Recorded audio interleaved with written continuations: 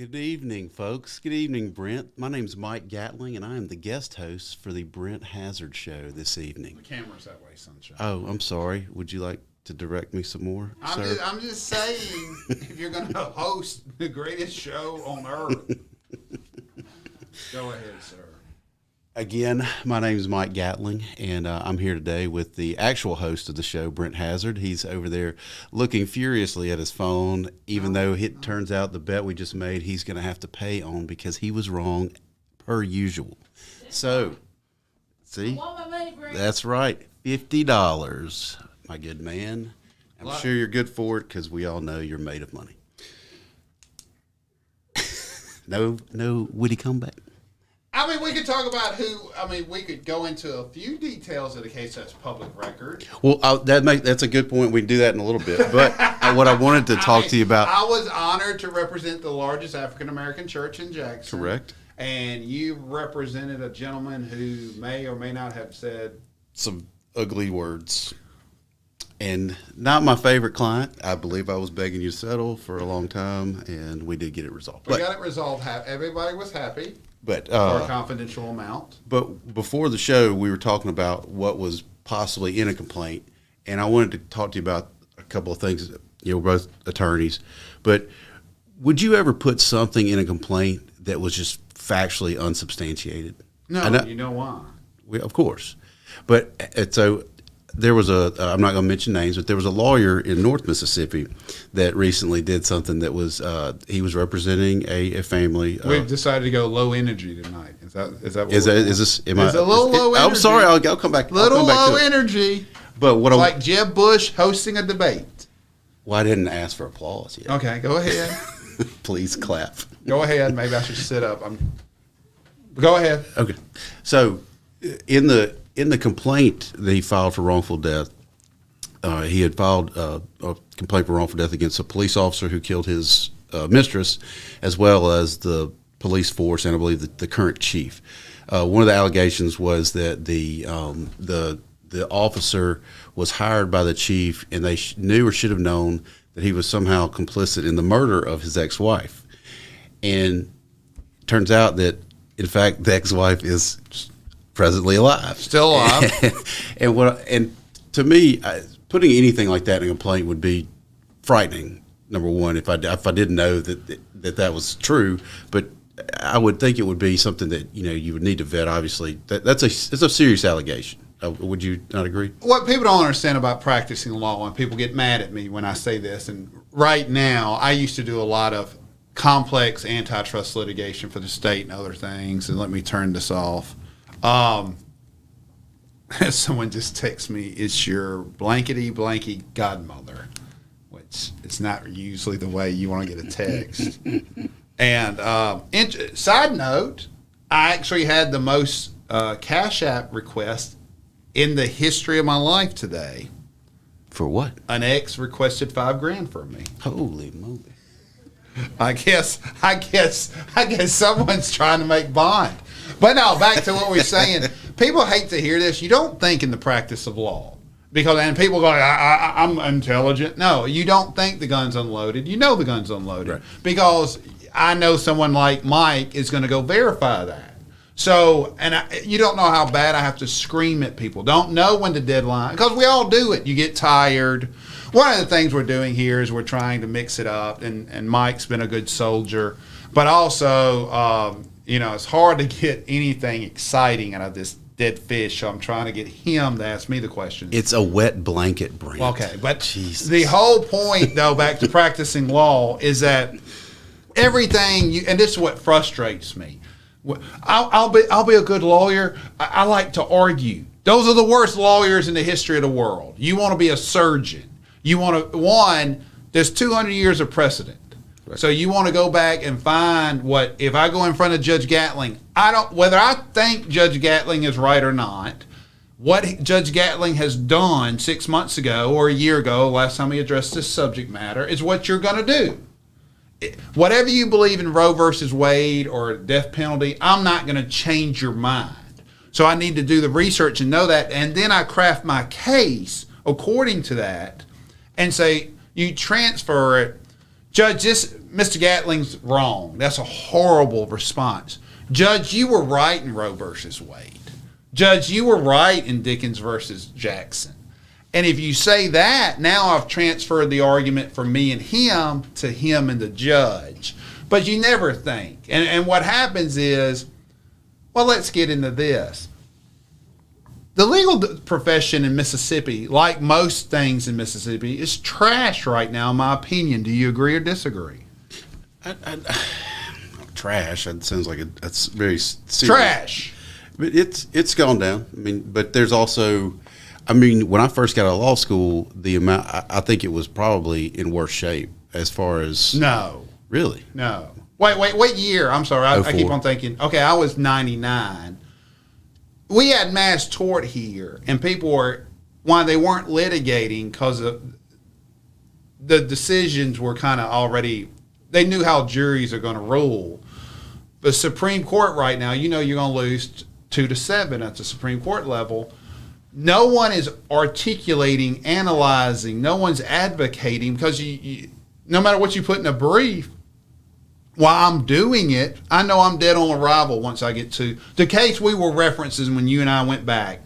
Swear to God, without getting into numbers or anything like that, I was so worried about putting $25 million from a jury on the table because I knew then the Supreme Court would have grabbed it and reversed it like that just on PR. I would agree. Yeah, and I mean, and you don't want, and it's a horrible feeling to say we'll win too much and we won't be able to keep it. Yeah. Because then you would have appealed it and I would have lost 7-2. But I'm sorry, going back, I would have never put that in a pleading. Why? And I don't mean like the rules, but because I hate to lose. But also because of the rules, I don't necessarily think that the bar it has to be pretty egregious for you to get disbarred and to get a ding on your record. But I think it's more integrity. You know, I just don't want that out there. No, I don't want to lose. I'm handing you a hammer to hit me in the head with it. Because even I would ask, if I was going to put something out there, I would at least have something. My complaints are like mini briefs because I hate to think of, one, it's a lazy man's exercise, but two, I hate to lose. And that's one of the frustrating things about being in the legal profession here or being from Mississippi. We're such a small town community. I want to go beat New Orleans. I want to go beat Memphis. I want to go beat Alabama. I want to go compete with Florida. So many people, I don't understand why we're not getting Ukrainian refugees in. But we're so used to, we suck, we're fat, we're dumb. Hey, good for us. And it infuriates me. And now where that comes from, what that, hey, we have to drink bottled water in Jackson. Okay. Why get out and vote? Did you vote today? I did not. I did not either. Let me go ahead. Go ahead. I'll be honest. I looked up later this afternoon. I had a deposition this afternoon, and when I finished, I got home and got back to the office. I was like, "Oh God, it was primary day." So, I mean, we have a hard time getting guests on this show because people don't want to. Our two producers are afraid of the smoke. There's a mic right here somewhere. Somewhere I hear a voice in the background. But go ahead. Well, next question. Have you ever filed a bar complaint or lodged a complaint against another attorney for unethical conduct? No. I haven't either. The closest I've done is I've had to call people. We have a duty to report any known evidence or known violation of the bar. The problem is you don't know. I don't know what Mike did before we walked in this room. There's an argument to be made. I don't maybe not know maybe I'm hallucinating. Mm-hmm. Now, it has never gotten that far. The closest what I used to do, and Mike Brown, the attorney I got put away for 37 years for stealing from the estate of the owner, the WLBT. Yeah. I literally would file a motion with the judge for an accounting to see where the money is, and then the judge handled it. I will file a motion to see if Mike lied or something like that, but then it's the court that has to report you. Have you ever observed unethical conduct? I've walked out of rooms before. I've never observed unethical conduct because I would have to report it. I've been involved in several conversations where people said, well, this is what we could do. And I said, that's unethical. let's call the bar, but I'm going to leave anyway. But I'm telling you, if you do that, I'm going to have to report you. And that usually ended it because I'm not going to give away. Your bar license is a nice way. We make a nice living. However, I've been doing this for 20 years. And if it's losing all that expertise, losing all that time, and embarrassing my family name over what? I mean, what would be enough money for you to be arrested? Oh boy. 50 million? Oh yeah. You would go to jail for 5 years for $50 million. 5? Oh, you just said arrested. You just said excuse me. Okay. Go to jail. Jail time. Dickie Scruggs went to jail for 5 years. Now, supposedly, the tobacco money was not involved in it, but $500 million he did jail 5 years. Would you do jail for 5 years? Now, he didn't do parchment. He did medium security because he got his teeth knocked out. Would you do 5 years of your life? Did he get his teeth knocked out? Yeah, you didn't read about that? No. For those who do not know, Dickie Scruggs was, at one point, he was called the premier tort attorney. Mm-hmm. He's the one who's credited for taking down tobacco. Would you give him credit for that? Him and Barrett, but Barrett first. Mike Lewis came up with the idea. But Barrett filed the first. He had the first 2 trials. Motley's the one who settled it. Right, I agree. But anyway, he gets sentenced, and the word I heard was that everybody who gets convicted of white-collar crime goes to Mobile or Pensacola. And my dad, when he owed $1.9 million in taxes, they kept on threatening to send him. He goes, send me. It is literally on an Army base, and there's a rope between the Army base and the prison. It's minimum security, and you play tennis all day. It's white-collar. Dickie thought he was going there, and the story I heard said, no, you didn't cooperate. We don't have to put you in minimum security. We just don't need to put you with the violence. So they flew him up to Kentucky. I didn't read the article on this. They flew him up to Kentucky, and the man who was worth $500 million walked into his cell, and his cellmate busted his front 2 teeth, and they had to fly him back to Oxford to get him fixed. That was reported. Really? And I was sitting there thinking, if you're worth $500 million, how did you not put $1 million in that prison so no one touches you? Guard, thugs, grandmother, I spread it around. But go ahead, back to you, host. Well, I mean, the other question I had is... Have you seen that unethical conduct? I've observed certain things that was probably UPL, but What is UPL? Unauthorized practice of law. Okay, we have 9 lawyers listening. Okay, sorry. I was a young lawyer once, and I had a guy send his paralegal to argue at a minors settlement hearing. But you run into a situation there where do you really want to get into that with another lawyer? I've always struggled with that. I haven't seen anything egregious that I can think of. Some of that stuff, as far as the paralegal arguing, I think it fixed itself eventually. But I've heard of some things that were insane to me. You always have rumors, but like I said, there's always a way out. Just like, if you saw me with white powder right here, it could be sugar, it could be baking soda, maybe my nose. A lot of times when you just can't say for sure XYZ happened. But, we all suspect, but it's just like, I can't prove that OJ killed her. I suspect he did. Yeah. And you get into those arguments. I can't prove someone's related to a member of the Klan, but I suspect someone was. Now, it might be talking about something. But with all that said, moving forward, the closest I've ever came, no one knows this. The FBI office here is very small. They don't listen to it. And they've had a couple of stings when I was a prosecutor. They would hire Hinds County deputies to listen to the audio tapes. And a couple of them came up to me and said, you sound real good on tape. I was not a target, but I was associating. Judge DeLauder, he was a person that did you ever go in front of him? Yeah. And, he was convicted of taking bribes. Yeah. Who else in town? Dickie's. I went to school with Dickie's son. He was a very nice person, Zach Scruggs. Who else was all wrapped up into that? It was Langston. Joey Langston. Joey was very nice to me. Ed Peters. Ed Peters didn't had to be found guilty. No, he gave his money back. Yeah. Who was the attorney from Cleveland Balducci. Balducci. But I hated Balducci. The guy who rolled on Dickie Scruggs was an attorney named Balducci. He was I'm trying to be polite to our We Believe Digital. They hate profanity. He was an ass. And, he was an ass who was bribing a judge.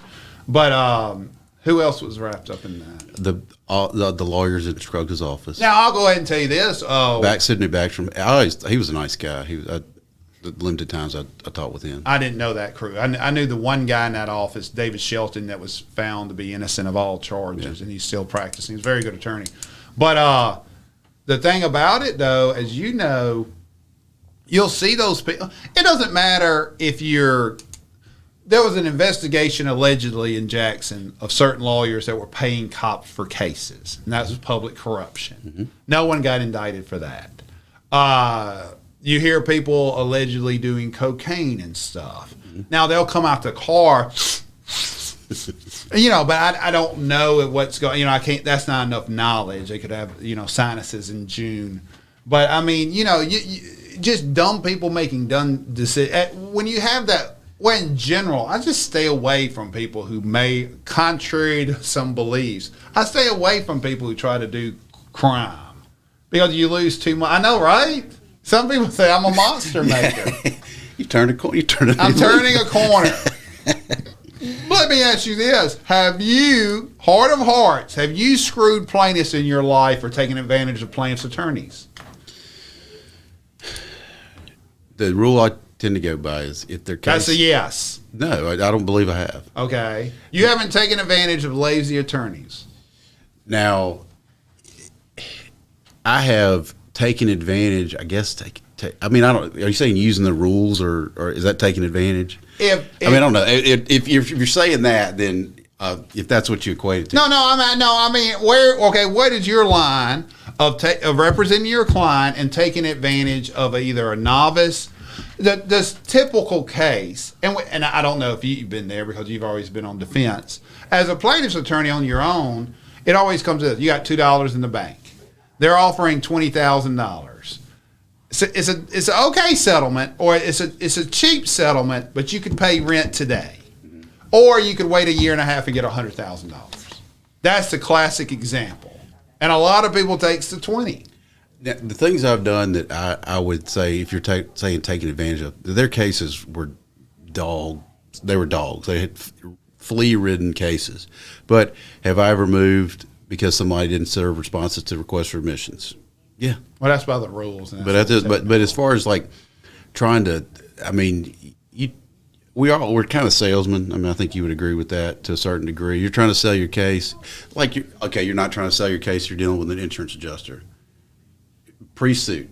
You telling me you're not trying to sell your case? Here's the problem I have to say with that. I never realized that I don't see it as selling, and maybe that's one of the weaknesses in my business model.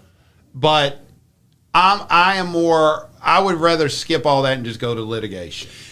I found that when I was younger, I would try to haggle with people, and now I just say, well, these are the facts that I got. If you think you can beat them, then go ahead and sue. I literally tell people, I told 2 people today this, I do not argue with other attorneys. That's what motions and trials are for. Yeah.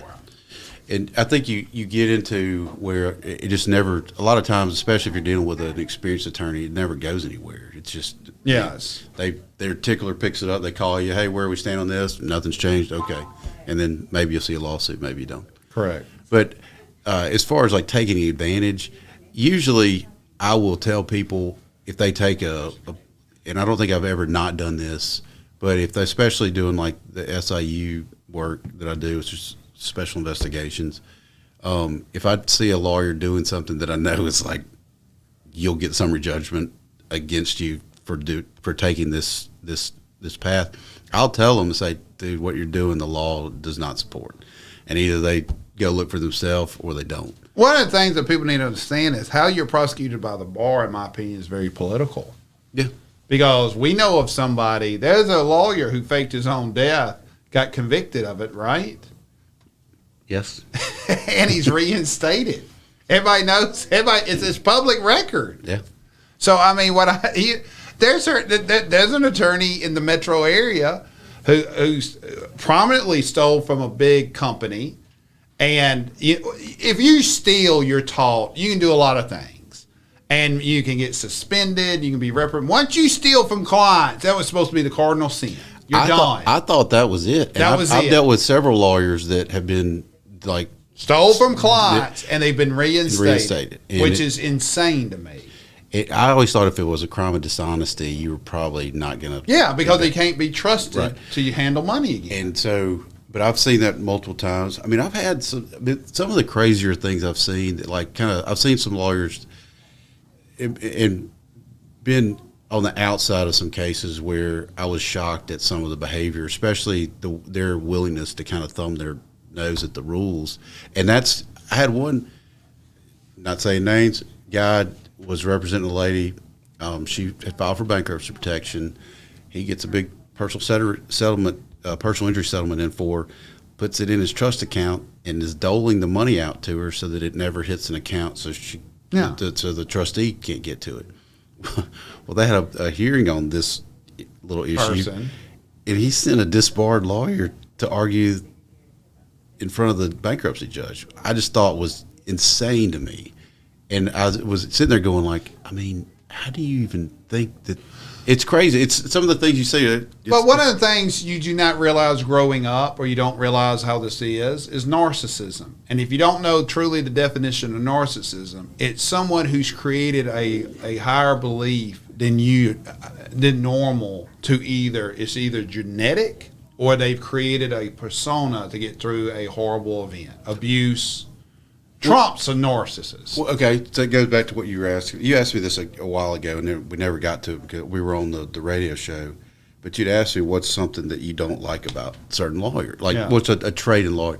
And I will say this, that monetary success does not equal talent. No. And there are a lot of lawyers that think that they were born at the right time. Right. And they got in, and next thing you know, I mean, they're impossible to work with, impossible to get cases resolved, and impossible to actually look at the facts objectively. And those are the guys I'm just like, ugh. Okay, let me ask you this. How much luck does success have in your life, and how much of it's hard work? I mean, for me, for what I do. No, I'm talking about in general. I'm not talking about for in you. general, I mean, luck's got to play a ton of it. MySpace to me was better than Facebook. When they first came out, I liked MySpace better because it had a better music component. You could customize it too. You could customize it. You could do your own HTML and make it. I agree. It was neat. And then MySpace sold for $5 million. Facebook is worth what? The owner of Facebook, $80 billion, $50 billion. Crazy number. Yeah. And that's what I'm saying. It's not the first person that creates it. It's usually like the third one who knows how to market it. Yeah. What do you believe that? Got it. Tesla. What's his name? Elon Musk. Elon Musk. Do you believe he's talented? He's definitely smart. I mean, there's no doubt about it. You think he's dumb? He backed in on PayPal. He did not create PayPal, and he backed in on that. And then PayPal sold for he got $800 million from PayPal. But if savviness too can be timing. I mean, I would. I agree, but but Elon Musk is the richest. Is he richest right now? No, I don't think he's richer than Bezos or Bezos' wife, is he? Ex-wife. I'm not sure. But what I'm saying is Elon Musk, everybody calls him a genius. I think he's a little autistic with some narcissism. But once you get into that, and that's what I'm saying, people who do not understand narcissism, arguing with a narcissist, which is what we do a lot in the legal field, but it's like getting Trump. Trump's never going to admit he lost the election. And what it is he's you would undo the man because he would never admit defeat. In my opinion, he was so abused verbally, at least by his alcoholic father. He's created this character.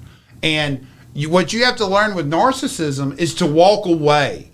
Not to say Biden won, not to say you were wrong. You want it so bad. But you'll never get, because they'll cut their arm off before. Trump would literally cut his arm off before he admits he lost the election because he would have to admit he was abused as a child or something like that. But what is the next topic, sir? Maybe we can say we need to take a break. For a break. Well, it's hard to keep up with the producers talking so much in the other room. We'll be right back after this break.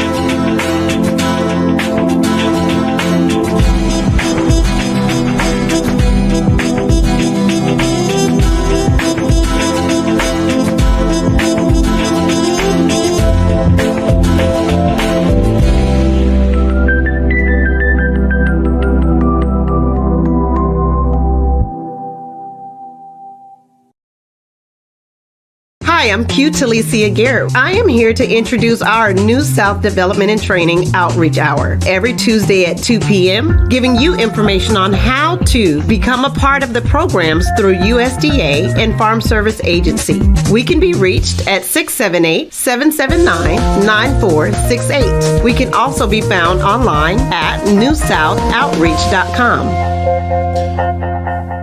All right, we're back on. Brent, we were just talking about narcissism. You were making some key points about President Trump, and that kind of segues into the next topic, and that's the narcissistic fighter pilots that we see in the new Top Gun movie. That's a horrible segue. Okay, maybe so. Okay, hang on. Before we begin, what is your best movie of all time? If you had to name one, and first of all, whoever tells me they can't pick a number one movie, and I want this from the commenters too, what is your number one movie of all time? The one that I will sit and watch just about every time it's on is Shawshank. I don't know that it's the best movie that's ever been made. Oh, no, it's up there. Shawshank is up there. I can watch Black Hawk Down. I like it. No. Yeah, I mean, you can watch it, but it's not up there. But Shawshank is definitely one that anytime it's on, I'll watch. Shawshank is cinema. Yeah, and it should have won. It made $24 million. When you're talking about people don't recognize genius, and I think I didn't know it. I remember Forrest Gump came out that year. Pulp Fiction came out that year. Some hitters came out that year. And then I always remember Shawshank. What the hell? A prison movie. It didn't do well at the box office. $24 million, something like that. But it has been a mainstay on. When you hear grown men, prison, and a rape scene, you're like, I don't need to see. I'm like, I can't. Did you ever see the show Oz on HBO? Yes. I couldn't finish it because I would be like, I'd kill somebody. Yeah. I'd stab somebody. Okay, but to me, there's two elements of a great movie: watchability. Dirty Dozen. I can watch the Dirty Dozen all day long. Okay. It's not a great movie. It's watchable. Got Jim Brown in it. It's a good solid B+, but it's not an instant impact. Pulp Fiction, great instant impact. I can't watch Pulp Fiction more than once. Tarantino films, in my opinion, are hard to watch a couple times. Well, they get worse. But back to now that I know where you are, so you're pretty good. What did you give Top Gun? I give it a solid B. That's where I am. I thought it was entertaining. There's no story behind it. Oh, it's totally preposterous. There's no character development. No, but there was there really a character development in the first one? You had a family, you had a death, and we're not spoiling anything, but everybody sees the plot, and it's a remake of the first one. The first one, the guy dies within 6 hours of his death. He's already been cleared for the crash, and they want him back in an airplane, which is insane. It's a movie, but what I'm saying is, I'll tell you this: Mission Impossible. Okay? First one was excellent. Tell me the plot. Can't tell you. Tom Cruise has made a career of movies you can't tell the plot to, at least action movies. Well, I mean, so you got to look at that. So it's the Simpson Bruckheimer guys that produced those movies, and Top Gun was like the first in a series of movies that they produced that were non-thinking action movies. So it's like Top Gun, Beverly Hills Cop, Bad Boys, the NASCAR, basically Top Gun on wheels. The Rock, rubbing. that ain't a wreck. That's just rubbing, and rubbing's racing. But they had a series of those movies that were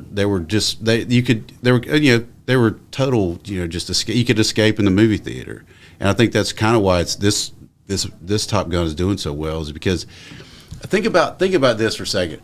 Name one movie that's come out recently that's done pretty well. They don't mention politics at all in Top Gun. No, nothing. Okay, you don't know who the enemy is. Well, that's the next thing. That country had to have a name at some point. When it's did they Russia. You think it's everybody Russia? knows it's Russia. I thought it was possibly Ukraine because it would look really bad if we were saying that Ukraine was. No, they made it where, in my mind, it's an homage to the 80s. Right. It's Russia. They can't say Russia because it's a market. When you're watching the movie, because when they filmed it in 2020, we weren't Russia hadn't invaded that's anybody. Right.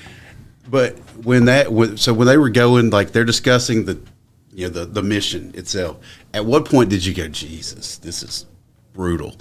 No, it's not that. Was it when they put the uranium plant in the volcano? Pretty bad. No, I mean, I'll tell you what, that was okay. It's the perfect summer movie. Now, are movies dead? I'm getting to a point where I'd rather sit in my house than go to a movie. And I love movies. I used to love to put these phones down because I was on them all the time, and I would turn my phone off and escape, and I'd try to go in the afternoon after trial, after court. Now, movies are so bad, I almost have to check my phone or get up and walk around because almost all of them are 3 hours now. Yeah. Well, so the movies that come out by Netflix are typically not very good. Like Netflix is horrible. They're rate your streaming services. Right now, I've been pretty happy with Hulu. Oh hell no! What? Hulu's like a female streaming service. The Disney Max. Excuse me. If the producer wants to be on the show, it's distracting for the talent producer. Okay, HBO Max. If the interface wasn't, this is what's wrong with the kids today. No discipline. It's like going to a movie right now. I could be in my home, play in my home. Go ahead. HBO Max. Wait. Number one is Hulu. I think it's great. I like it. Name the top 3 shows on Hulu. So they had the one with the one. They had the guy. Elizabeth. What's the Elizabeth? They had the guy. The girl. She did the blood test show. Elizabeth. She was doing Theranos. Yeah. Was it? Theranos. Yeah, Theranos or whatever. Theranos. I like that one. Something about Pam. I think the thing about Pam. Did you watch that? That's an NBC one. They're all on Hulu. Oh, yeah, I know. Okay. That goes from NBC to Hulu. Okay. And then probably Justified. Just because I like it. But they're not Hulu originals. Who cares? Okay. I do. But go ahead. Okay. As far as the HBO Max has just a ton of content, their interface is terrible. It's hard to find stuff, and I think HBO Max is probably my favorite because it's great content. It has good content. I just don't like the interface. Greatest TV show of all time.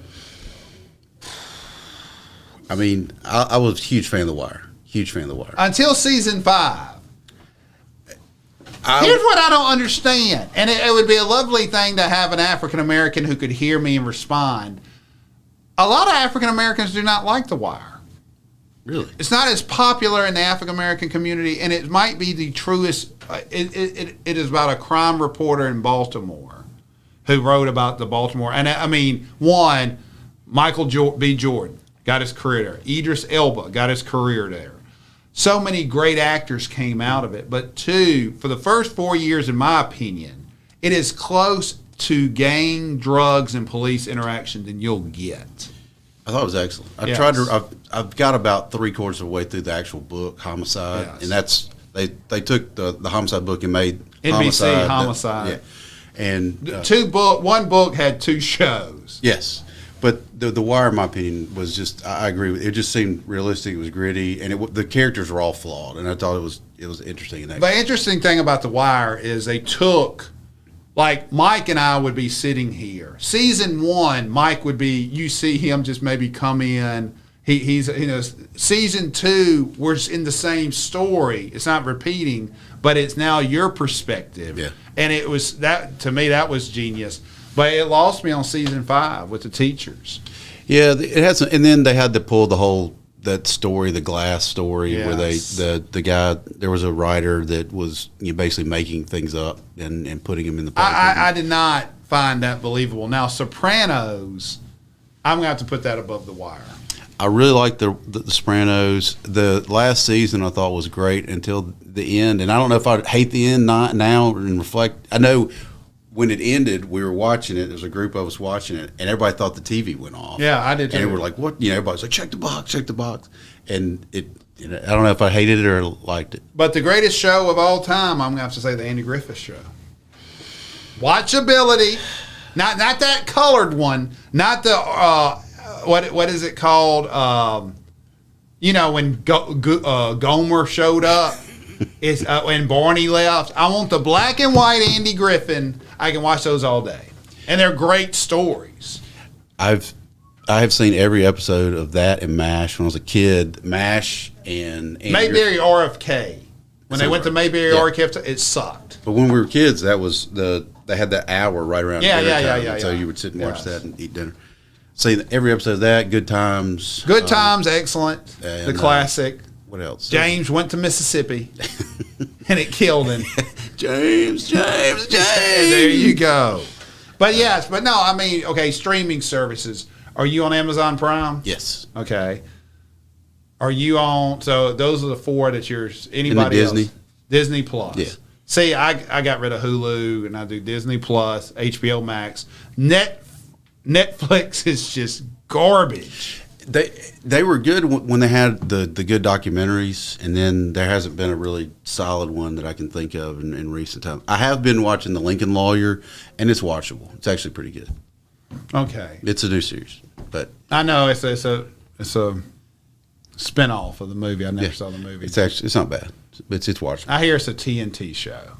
It is, but but the lead in it, the actual lawyers, is good actor. Why don't we have more production in Mississippi or artistic production, whether it's Broadway? Because it seems like we have more natural talent. And one theory is where you have pain and suffering, that's where art came from, that's where the blues came from.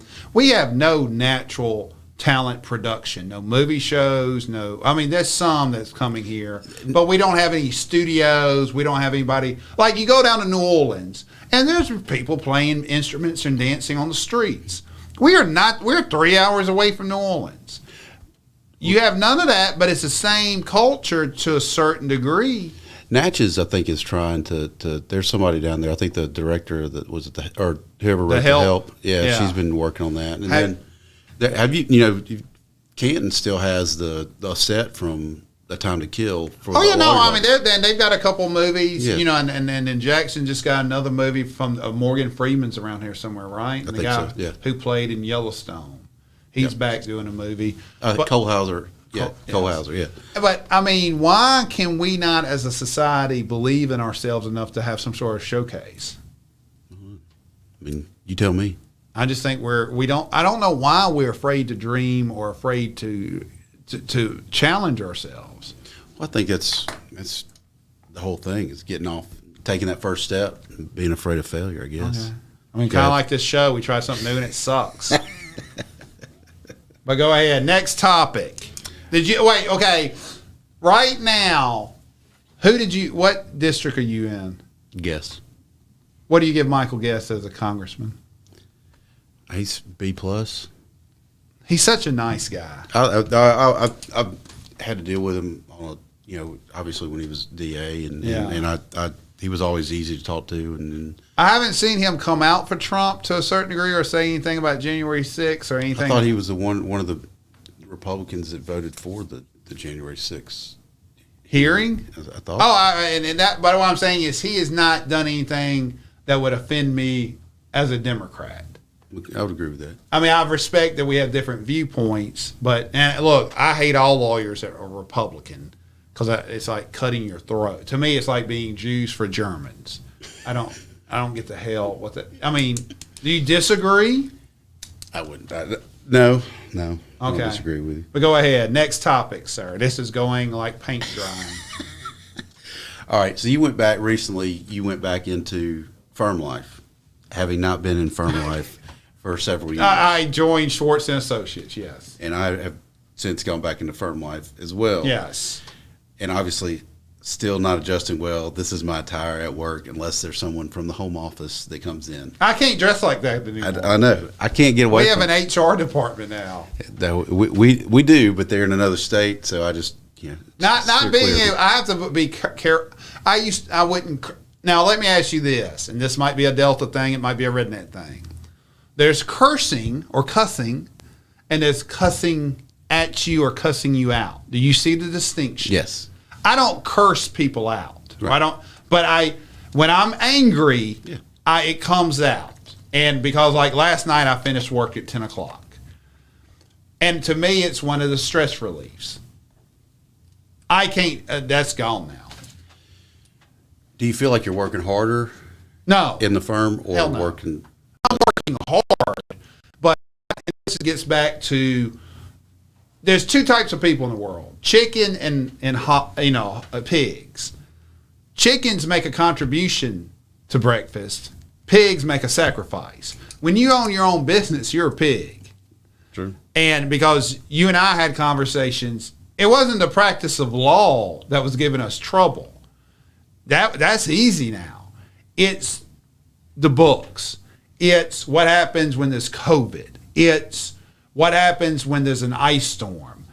Hiring people, training people. One of the things, as much as I give you crap about it, you're one of the premier defense attorneys. You do very complex fraud, arson investigations. I was competing with New York and D.C. law firms and trying to use Mississippi employees to do it. And it was just a horrible formula that was never going to work out long term. Right.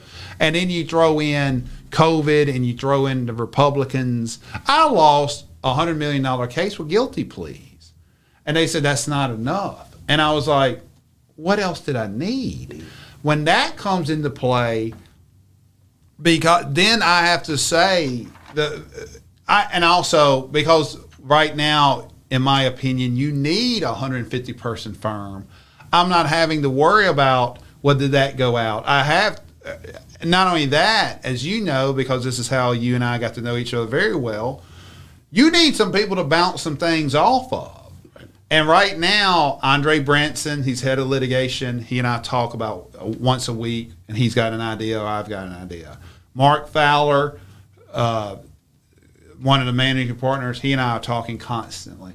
Gerald Crawford. At least you have someone to bounce off ideas. It's so hard to practice law right now, and just not as a plaintiff or a defendant, but be creative. Well, why did you go back to a firm?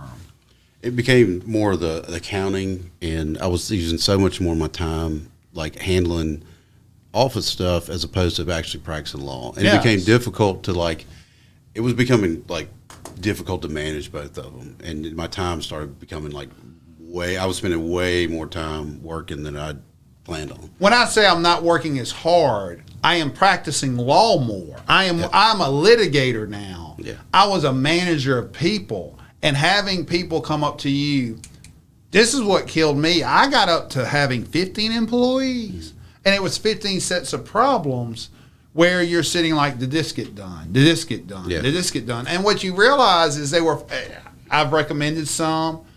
I went through about 50 people in 2 years because I was like, we have to compete with New York, and we have to be better than New York. And trying to explain that to someone who's never been to New York or who's never practiced on that level, we have trouble telling secretaries to commit. A secretary gets fired, she gets another job. We technically can be disbarred if a check goes missing. It's a pig and a chicken equation. But then when you sit there and say, not only am I have to compete with you in New York, this is what someone told me one time. Why is this place so competitive? Why is this place so great? Because if you can't do the job in 10 minutes, they'll have 10 more people in here to do it for you. Yeah.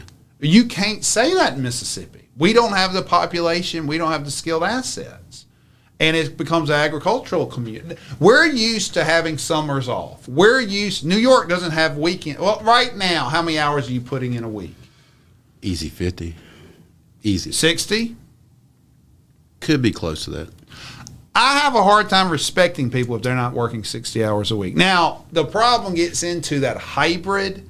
Like right now, is this work? We're doing this to promote ourselves. We're doing this for fun. But I don't know if you say this is work or not. But it's about promotion, getting our names out there, name ID. But it's also fun. Like checking emails at home. I could honestly say I never quit working. And then I know with you. I've got an office at the house, too. Yeah. I used to. I've come a long way because my place was just another office and we just have files everywhere. Yeah. You have to have balance, but when someone tells me they work, well, I might be able to give you 36. It's hard for me to look at them as a person where you're like 36. That's a Tuesday to me. Now, what's the most hours when you hear someone say they put in 90 hours a week? Do you believe them? No. What's the most hours you think someone can work? Well, because I bill by the hour. The most I've ever billed was probably 60, and that's putting 60 hours in a week on paper. Oh, hang on. I got to read some of these or my phone was messing up. Okay, hang on. Good God. One of these days I'm going to do this show and the word polo is not coming up. Well, let me ask you this, guy. Go ahead. Couple of things.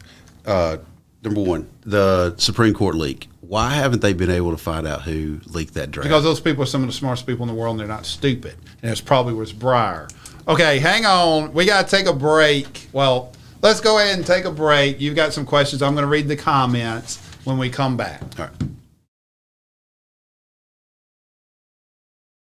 SocratesGarrettENT.com is a diversified firm specializing in recycled aggregates and crushed concrete. SocratesGarrettENT.com's recycled materials provide the construction industry with significant economic and environmental benefits by recycling clean concrete rubble into M.Dot grade rock materials. Recycled aggregates and crushed concrete can be applied to driveways, road construction, bank protection, parking lots, general bulk fills, and more. By using SocratesGarrettENT.com's crushed concrete products, anyone from homeowners to general contractors can help reduce landfilled concrete waste, conserve natural resources, and gain significant economic savings on materials and disposal costs. For more information, please call 601-896-0084 or visit us online at SocratesGarrettENT.com. All right, we're back on. I guess this is the last segment of this outstanding hour of broadcasting. You got some comments that you want to DK read? Williams, I love The Wire. Floyd A. Lewis, what is the point of the podcast? I'll let you handle that one. Well, it's your podcast, so you should be able to answer. I handed the keys over tonight to try something new. It's been a little legal. It's been something new. It's just a variety. We've been talking about serious topics the last couple. Have we? Okay, is the polo issue not serious? Top Gun? Is that serious? I said before. Oh, I'm sorry. I wanted to bring a little levity to what you. Have you? I thought so. I don't think you did. What you Maybe do? maybe I'm just missing. Trash talk. All right. Hang on, we got comments. Oh, sorry. Polo's in jail and just filling time. Brent's okay. Plus, it's primary. I don't know what primary is. Are you representing Polo by Michael Smith? No. I'm not representing Polo Yet. No, because Polo. It's helped my career, which is weird because someone died, and I would love to do it legally because I would start the civil suit for him being illegally arrested. I would challenge post-traumatic stress. I would challenge the prison system, and I would challenge the fact that someone who's been arrested illegally twice, once by the state in Madison County, and then I would allege once here in Hinds County. And I would have fun calling certain people as witnesses that I knew would call him. And one of the reasons I fired him from my firm is because he had a lot of people, opponents would, here's something about Mike Gatling. I would love to call those people and put on a show. But I mean, I knew Mr. Davis, and he the whole situation could have been just, let me get out of here. Let me move on. But back on, too many city and county politicians are pocketing money where we can't get in things like that in Hinds County. I think that's talking about why there might more theaters, things like that. No Breaking Bad. Breaking Bad, great acting. My problem with Breaking Bad, if I ever had $500 million in cash, I'm not getting robbed. I'm not getting arrested. $500 million in cash, I got everybody on payroll. Yeah. Or I'm probably going to move out of the meth business too, at some point. I'm going down to Mexico. Yeah, probably leaving. Too many. Okay, hang on. I'm just ask you this. Go I want to ahead. ask you this: when did red lights in Jackson become suggestions? Every time I drive over here, I see folks. I'll be stopped at a red light, and somebody just rolls right through it. They did it on Bailey Extended, like the last light over by the medical mall. What's your question? People are just like ignoring red lights. Yeah, people don't care anymore. People are into this. When did that start? Instant gratification when it starts with phones. Hang on, I got a question.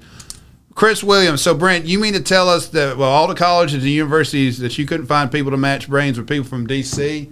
You honestly have not been to D.C. or New York and seen the competition there. No. And you can look at the standardized test scores. And there's a reason we're the fattest state in the union. Here in Mississippi, if you get someone to work, if you hire somebody today and you get someone to work, what would be the maximum you can ask support staff to work?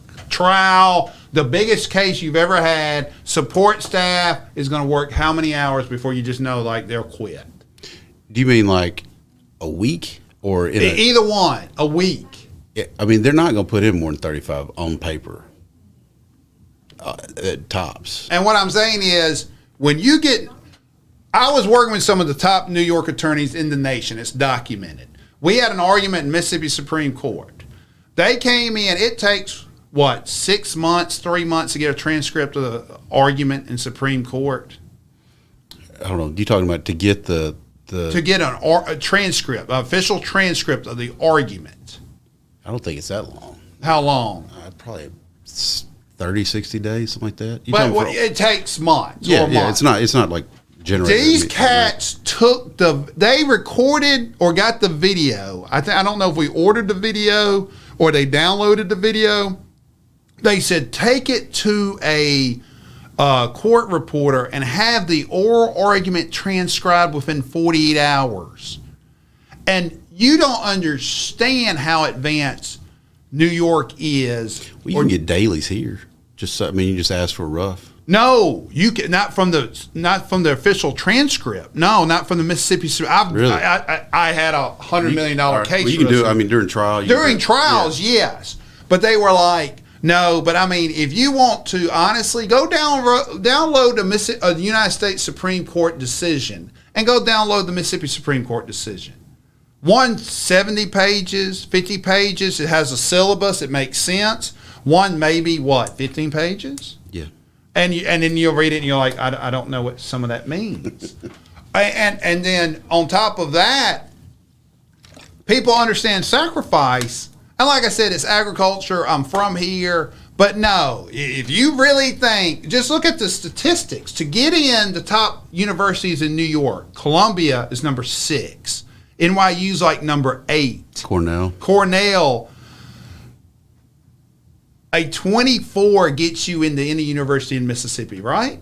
Right now, the smartest university in Mississippi or college would be Millsaps, correct? Probably statistically. Yeah, from the standardized test scores. And Millsaps supposedly is hurting because the lottery was hurting it because people were staying in Georgia and Louisiana and going for free, is what I was told.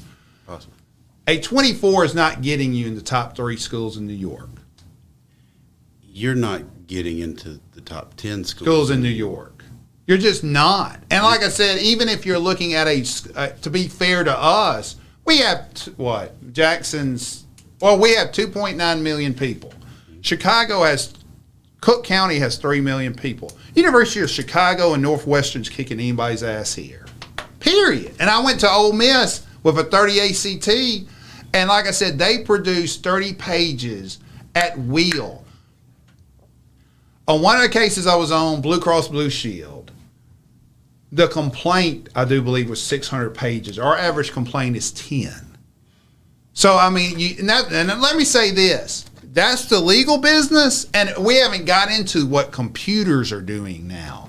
The computers, the backing up of the electronic stored information. When I file something in New Orleans, which is in the 5th Circuit, when you file it, it reads it like that and says you forgot A, B, C, and D. You need to fix this before you file it. We'll give you an extra day. Algorithms. Mm-hmm. We have some counties that are not even on electronic filing right now. You have to mail it, wait 3 days, send them a self-stamp envelope, and Bubba mails it back to you. Couldn't find people?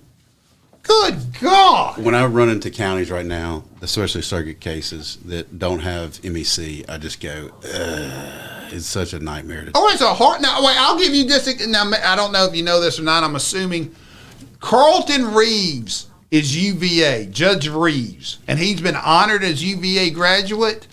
Compare Judge Reeves would be a national product compared to your local judge who, when you walk into your courtroom, and the people in Jackson and the metro area are better because we have more attorneys and we have more cases. I've been in about 20 judges that have said, you expect me to have read all this? and you want to say, no, Bubba, no, I didn't think you could read. Go ahead. Let's see. I don't know why I'm leaning back so much today. Did you see that we all have a new prison educational partnership program at Valley? Not Bubba. Matthew at the what? What'd you say? We've got a prison. Mississippi Valley. Man, God, get some energy in here. Mississippi Valley Incorporated a program for prisoners. Do you like it or not? I love it. Do you? I think we should have you. The last day of prison, you should be in an apartment, have a job. Now, let me go ahead and say this. If you don't want to graduate to that point, you need to work 60 hours a week in the hardest labor you can find. Well, I don't think they're offering a program to every prison in the state. It's right now. It's just the Bolivar County Correctional Facility and the Delta Correctional Facility. Should Mississippi Valley still exist? Yeah, sure. You don't think so? Delta State, Mississippi Valley, Mississippi Delta Junior College is all within what, 90 miles? No. Yes. Like 40 miles. Okay, 40. I mean, they're within a. Moorhead is right by. It's not too far. I don't even know if I've ever been to Moorhead. Moorhead. Why are we not? That's what I'm talking about. New York combines those. In New York or D.C., those are at least having joint. To my knowledge, I've not been there, haven't looked at. I doubt there's any joint programs between Delta State and Valley. No, I doubt it. And that's what I'm saying. When you go to Philadelphia, they're notorious for the 5 universities. And they, who's it? Lafayette, Temple, Penn. There's 5 of them that they share they share a lot of complexes. They share a lot of events. Is it UPenn, Temple, Penn State? Penn State's not there. So they're all in Philadelphia. Yeah. And what I'm saying is they all compete against Villanova. They all and we have none of that with Millsaps, MC, or Jackson State. We have none of that. Belhaven. Why don't we have people working together to try to bring us better medical care? But back to the prison system, no, you should be able to every achievement you get in prison should be time off your sentence. You pass a drug test, 10 days off. You fail a drug test, 10 days on. You get your GED, 6 months off. We should make it where we reward. And the problem with prison is you've got to graduate where you can't be attacked for it. No one's going to do these programs while the guys who are not doing them can stab you or rape you. You should have them to a point where you're in these apartment complexes, you're in these dorms, you can get this streaming service, here's your computer. But then you get into the conversation, should we punish prisoners or should we rehabilitate them? What's your opinion? It's got to be both. It can't be one or the other. It's got to be both have to be represented there. But it's punishment until you decide to turn your life around, and then rehabilitation. Yes, yeah. But you have to choose it. I can't choose it for you. We're running out of time. A to F. What do you give this show? It's like a C. Oh hell no! This was like a D-. Really? That bad? Dude, you got to bring some energy next time. Next show, this was putting people to sleep. We try new things here. We're looking for a third host. Every idea that I pitched to you about today, you crapped on. Crapped on? Yes, I'm using. I said it's your show, man. You went legal analysis on me today. Well, you ran with that. Jesus. I'm Brent Hazzard. You wrap it up. I'm Mike Gatlin. This is probably my last time to host. And then this is the Brent Hazzard Show. Thank you. Thank you. Advertise on WeBelieve.global, a brand new digital media platform. Share your brand with our audience on our many global live stream TV broadcasts and over the radio. For more info, visit WeBelieve.global or call 800-49.